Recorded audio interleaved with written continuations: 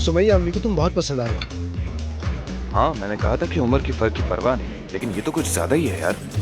Azlan भाई, जल्दी आओ, इसे जल्दी। पकड़ना जरा। जल्दी आओ, जल्दी। क्या हो रहा है? इसे क्या हो गया है? कुछ नहीं हुआ। नशे में लग रही है। अभी तो हम जवान हैं और जवानी में तो एंजॉय करते हैं। इसमें बुरा क्या है? देखो यार अजलान, जमाना बदल चुका है। तुम पागल हो या कोई मुस्तकिल विक्टिम हो, बस एक बार अपनी जिंदगी में खुद को कसूरवार ठहराओ, ना कि अपने आसपास के लोगों को। तब शायद तुम कुछ सीख लोगे। आई समझ। अम्मी नहीं रही नुमान।